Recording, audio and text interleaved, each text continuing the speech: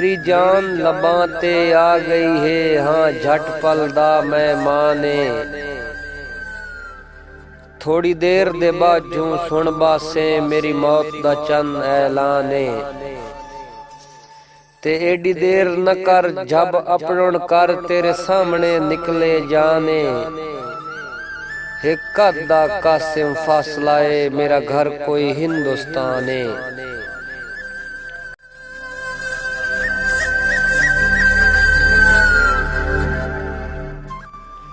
अठे वेले कासिम रांदा हाँ मैं तेरे सजन ध्यान तेरी जात तो वखरा कसम खुदा दी भांदी काई नहीं चीज जहान। ओ मेरा मिठड़ा भोला सोना सांवल मेरी जिंदे तो इंसान हिको तू आता ढोल पसंद आया है मैनू पूरे पाकिस्तान।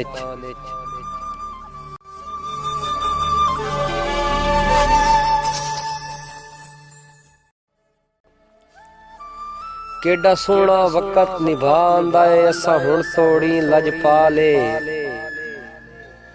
मेने कासिम मुलक शरीफ मरे सी कुछ करे आ ढोल ख्याले।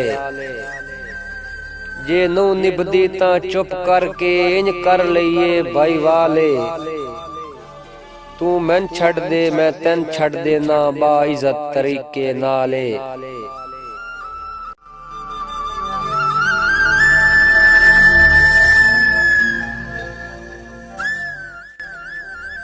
शक पाउंदा है तुआडी आकड़ दा ए बूटा वढना पौसी।